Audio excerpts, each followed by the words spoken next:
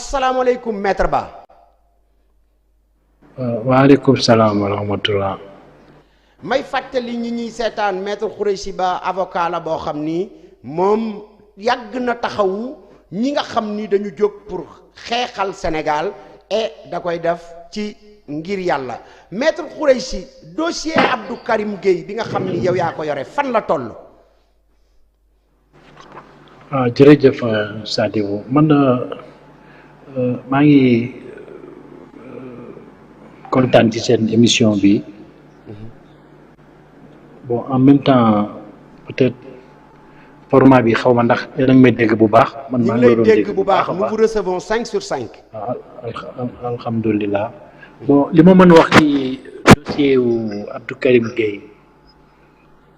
am nañ ci njàqare trop. parce que dossier bu ñàkk fayda la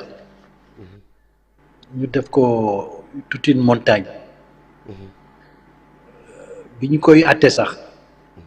même gisoon nañu démesure bi am ba ñu newoon que procès bi ça n'avait même pas lieu d'être c'était sans objet dans la mesure où Abdou Karim li ko naqadi woon te mu def responsabilité def audio parce que mu doon fait yu grave quand même c'est pas tous les jours que benn imam bu day ni imam boobu ak magam di xalif seen famille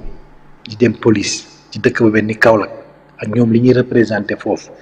ak jour boobu ñi ko déggee nañu tiitee ndax Kaolack mënoon na tàkk te du fay ba heure bi ñuy wax ak yéen yàlla def ci sutura bu bari mais en tant que talibé en tant que sénégalais ñëpp tiitoon même ñu bokkul ci tarixa bi même ñu bokkul ci diine l'islam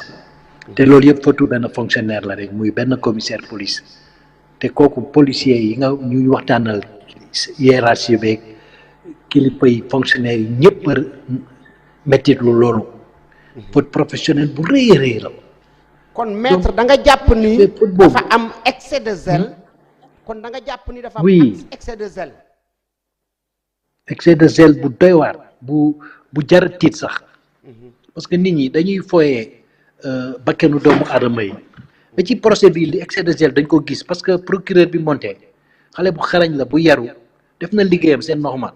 pare mu ne kii il faut lui donner une bonne leçon condamné leen ko 3 mois ñun bi ñu jëlee parole ñu wane ne li mu wax tegu ko fenn te il est complètement dépassé dafa hors sujet sax mais ñoom jàpp nañu rek xale yi monté parce que xale yu ndaw la ñu jox dossier bi. parce que Karim kilifa la dafa am gannaaw te problématique nationale la doon soulever kon buñ koy àttee nañu jël juge yu am expérience juge yu am vécu juge yu am sang-froid mais duñ ko jox ay xale yi nga xam ni honnêtement c'est pas que dañ leen xeeb mais xale mënu nekk ci début de carrière ñu koy jox dossier bu mu antanul surtout bu procureur demandé 3 mois ferme. mais dans tous les prétoires du Sénégal bu procureur demandé 3 mois ferme loolu mooy nit ki moom day ñibbi këram parce que 3 mois ferme kenn du ko appliqué maximum mën nga ne 3 mois sursis wala nga relaxé nit ki mais ñun dañu jaaxle keroog ñu ne 3 mois ferme. léegi zèle am na encore. oui. zèle bi ñëwaat na. voilà donc excès de zèle musiba la. léegi tey jii qu'on le veuille ou non sëñ bi sa santé est déplorable. dafa nekk jàmbaar parce que biñ koy téye ci arrestation man sax dama xulloog moom ni ko arrêté sa koor gi mu ne yàlla tere mais maa ngi sant yàlla bu baax mu doon xale bu jàmbaar te koor gi c'est vrai que xaw na metti mais boo ko dugalee ci contexte bi ñu nekkoon ñikk ci ba tey muy Covid bi tout ça daf ko relativiser feeñul ci yaramam feeñul ci kanamam vraiment ma ne ko man de ñeenaa la vraiment yéen a ngi ci jaamu yàlla yu doy waar période bii ngay woor vraiment Abdou Karim koor gi wàcc na la après nga fay mu ne non yàlla tere bu ma ko nettali doyen kii bi ma toogoon fii tonton 1 an sax ma woor ko donc noonu la continuer tey ji santé mu ngi dégradé et c'est sérieux parce que boo xam ñu baax lañu. sa santé actuellement maître lan mooy situation sanitaire Abdou Karim Gueye à l'instant T. bon oui xam nga sous réserve de divulgation du secret médical Karim ñëpp xam nañu c'est dans le domaine public qu'il a subi 4 interventions chirurgicales te feebaru biir la feebaru biir bi ànd na fi nga xam ni ak séquelu Ramadan bi ak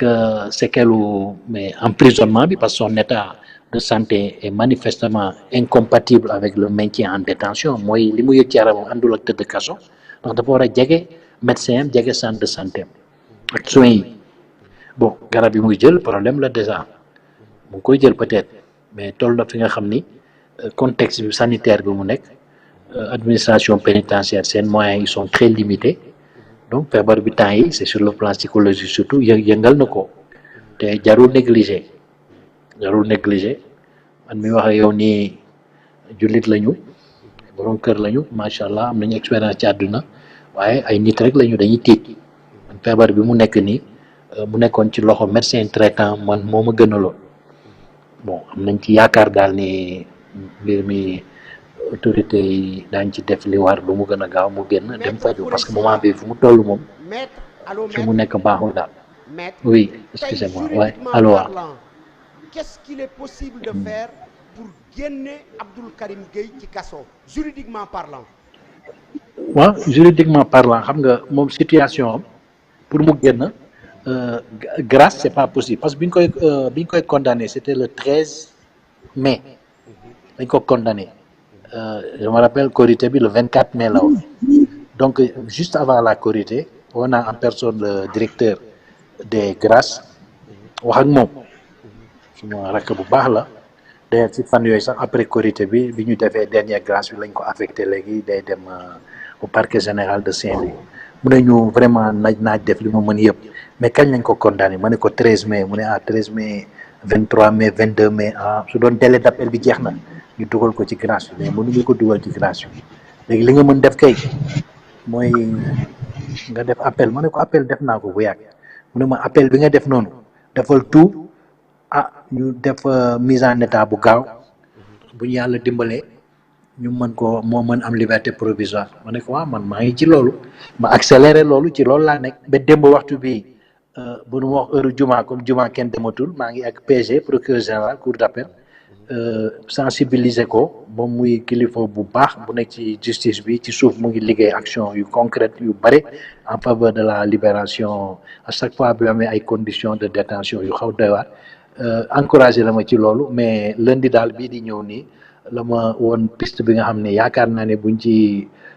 duggee ak l'appui du greffier xam nga greffier dañu am solo ci mbiru jugement bu ñu greffier bi dimbalee daal ba ñu am këyit bi dana gën a yomb en ce moment bon bu ñu enrôlé soxloolu sax ñuy àtteat affaire au moins liberté provisoire am rek dañuy régler au niveau de la chambre d'accusation wala loolu moom du problème xam nga justice moom mais bu ci politique bi tegee loxoom aussi fii Sénégal la bu ñuy dem ni ñuy def pour génnee nit ak ni ñuy dugal nit xam nañ ko waaw suma doomu ndey suma rakk suma jarwaat gi mari ngi foofu mën na la ci wax lu bare fii ni ngay dugalee nit ci politique ak ni ñuy génnee nit ci politique ak ñeneen cas yi ngeen yi mujjee gis nga bu ñu bëggee génnee nit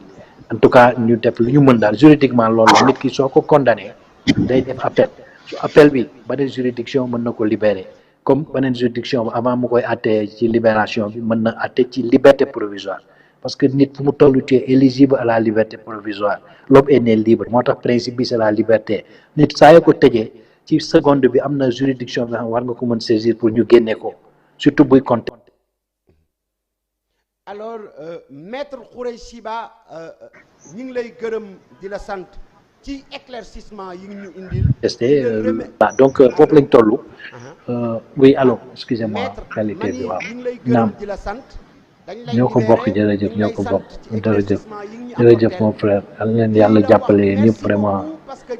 ñoo ko bokk engagé wu trop auprès des combattants sénégalais notamment des activistes. c'est saa yu ñu jàppee lu mu metti di nga ñëw central man fekk nga ma ba fekk fa Guy Marius Sagna. waaw c'est tout à fait normal waaw. gratuitement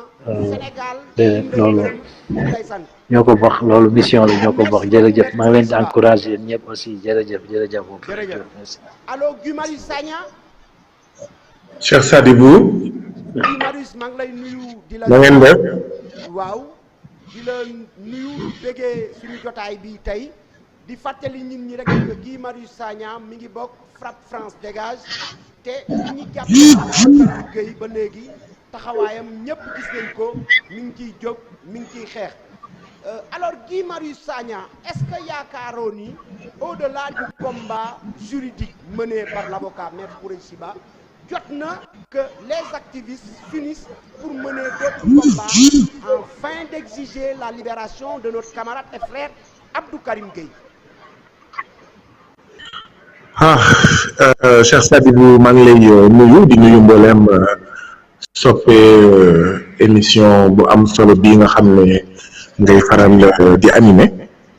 di nuyu ñëpp ñu koy seetaan waa diaspora ak ñi nekk fii ci Sénégal foog naa ne loolu yàqul la citoyen sénégalais yi dafa jot quand même ñu mettre un terme à cette comédie bi nga xam ne moo am jamono ji ñu nekk. Abdou Karim Gueye est un prisonnier politique. Abdou Karim est un prisonnier d'opinion. loolu mu di am nañ ko wax mu leer et Cheikh Sadibou dama bëggoon fàttali benn affaire boo xam ne kenn nettaliwuma ko man maa ko fekkee nit di ko wax sama nopp di ko dégg 2018 wala 2017 Emmanuel Macron di ñëw Sénégal ñu war a def marche diggante grande mosquée bu Ndakaaru jëm ambassade de France préfet bu Ndakaaru convoqué ñu ci bureau am préfet bu Ndakaar bii laa wax Alioune Badara Samb mooy wax may dégg mu ne ñu moytu leen Abdou Karim Gueye moytu leen ki ñi nga xam ne ñoom ñooy waa nitu dëgg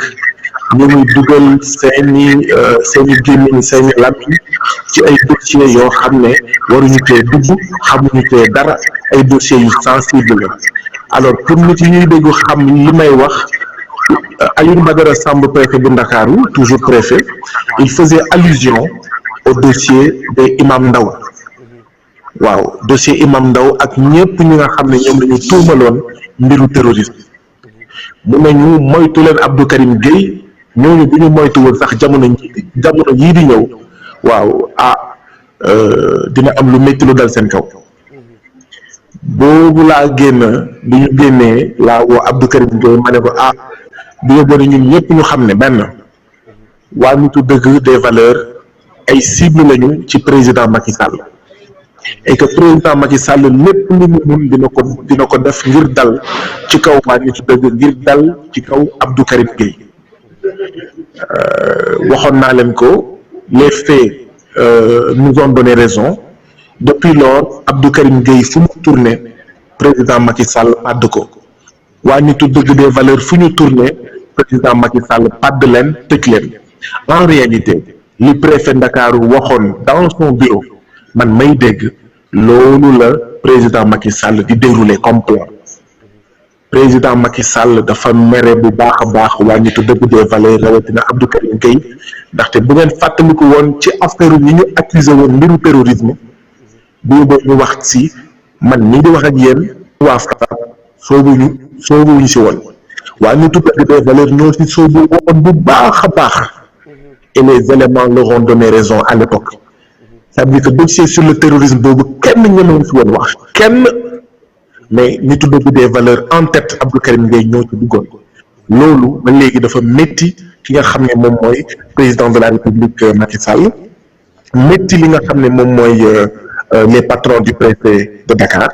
donc loolu bokk na ci li ñuy fayloo Abdou Karim Gueye ak nitu dëgg des valeurs moo tax may wax mu leer nañ ne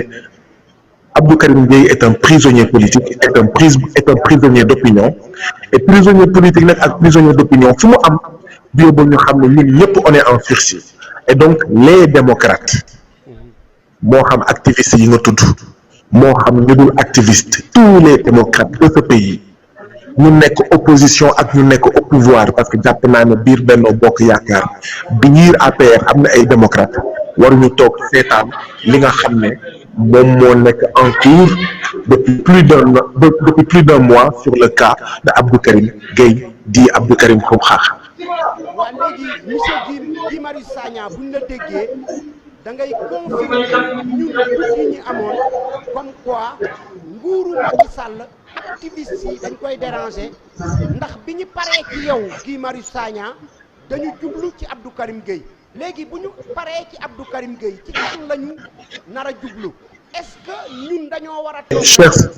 oui est-ce que ñun dañoo war a toog rek di seetaan Cheikh Sadibou Kébé bi yóbboo nga xam ne liste bi